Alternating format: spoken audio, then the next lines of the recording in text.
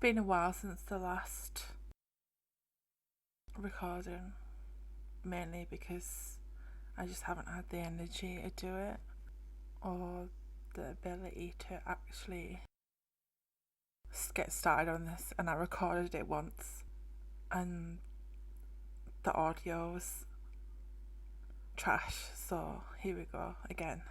Starting again. Not like me to not do something properly and have to put way more effort in.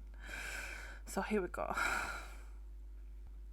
This episode's about the Little Mermaid's treasure chest series of books. I can't remember how many there are. I will show you at some point. I have to say that this set of books is boring, or at the least way less interesting than the ones we've looked at so far, if I want to be nice and soften the blow. And I'm saying this as someone who as a child loved The Little Mermaid. For a series that's supposed to be set in the world of The Little Mermaid, Ariel is barely in this. She barely features as a character in the stories, and most of them don't even take place in the sea, but rather around an island. The teaching points within the stories are also a lot more heavy-handed than those in the Mr. Men and Little Miss and Thomas the Tank Engine stories, with the morals being explicitly repeated at the end of stories to hammer them home rather than for us to understand on our own. Like in the story where Flounder doesn't listen to people telling him he's too small to go off adventuring on his own, and he ends up getting lost and chased by a shark before getting back home safely. Children are told rather explicitly that they shouldn't wander off and that they should listen to adults, something that I think the Thomas books handled a lot better.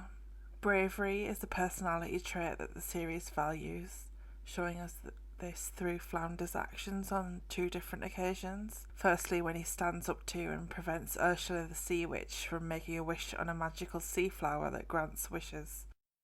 A lot of wishes there.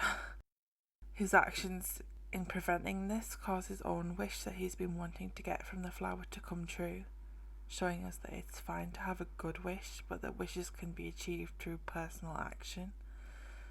Flounder also shows us bravery through him rescuing his sister Sandy from a perceived monster. Yeah, in this series, Flounder has a sister. She's called Sandy, and really she doesn't have any other purpose but to be a pink female version of Flounder. She doesn't really have a personality in any way, which is odd for Disney. They usually write way better characters, at least from memory, and excluding Frozen from this. Speaking of very random new characters, there's a dragon in this series called Scales, and I have so many questions about this, like why a dragon being the most prominent of them. If we base the time period in which the original Little Mermaid movie takes place to be the 17th or 18th century, based on the clothes and technology available to Prince Eric in the human world, why is there a dragon just randomly walking around? At least I'm sure he's a dragon. He could be a dinosaur, which would be even weirder. This might seem like a weird point to make, considering that this is a set of stories about talking animals and a mermaid, but still Scales just feels like a really weird addition to the characters. If he'd been a fish or just a sea creature in general, even another bird or merperson, it wouldn't feel so disjointed from the rest of the world, but he really just feels slapped in there with not much other thought put to it. Something else that feels disjointed is the amount of above sea things that are presented to us as under the sea things, with no explanation. From seaweed bread that needs to be kept dry that Ariel is supposed to have made in the sea, to flowers which at least I first thought were a way of talking about coral or anemones, things that can look remarkably like flowers, but no. They're actual flowers just growing under the sea. Hyacinth flowers Under the sea people. Hyacinth flowers. Under the sea. Not weird at all. A number of the stories show people playing tricks on one another, the biggest perpetrator of this being Ursula and her eel hench eels, Flotsam and Jetsam. From those stories we learn not to listen to strangers and definitely not to go meet them, especially not on our own because of the dangers that are inherent in that, and that we should find joy in the place in which we are living at this moment. Ariel and her friends also play a trick on Sebastian to get revenge on him for telling them a really scary story, but their plan backfires when they end up scaring themselves. The books also emphasise the importance of practicing in order to learn new skills such as aerial training to be able to whistle, but that this practice shouldn't be to the detriment of your health or to pursue some sort of perfection. From respecting our friends' objects and ensuring that they aren't lost, to learning the importance of being a team player and helping out our teammates grow as players, the series puts a lot of emphasis on respecting friends. We're taught not to blame others without proof or start unsubstantiated rumours about people, something that a lot of YouTubers could do with relearning, especially right now. But we're supposed to be talking about Ariel.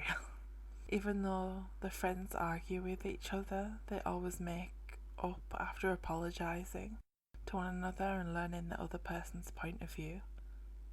The importance of respecting each point of view is most obvious in the painting competition story, where everyone literally paints a picture of the island from a different perspective and they're all judged as great by King Triton. Which is also an example of like how heavy-handed the moral learning in this series is. Something else we also learn is to leave bees the fuck alone, which is just some free information for everyone out there. This review is a lot shorter than the others, but it was pretty boring to read and just not interesting to talk about either, or analyse in any way. The next series of books that I'm going to read are a collection of Beatrix Potter tales that were mine as a kid. We have The Tailor of Gloucester, we have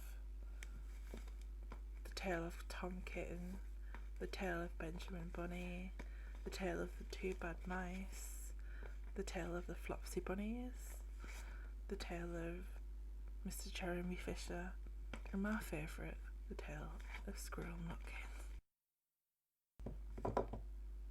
This book review was brought to you by me listening to Kim Wan-sun's 1999 hit song, Wah, more times than any other human on earth could stand to hear it. Probably more times than she herself has ever heard it, and a large amount of mixed fruit crumble with cream that is currently giving me pretty intense stomach pain.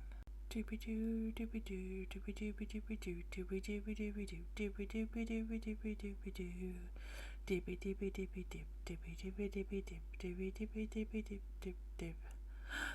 Beep beep boo, beep beep boo, beep beep beep beep beep beep doo, deepy dippy doo, deepy dippy doo, deepy dippy dippy dippy dippy doo.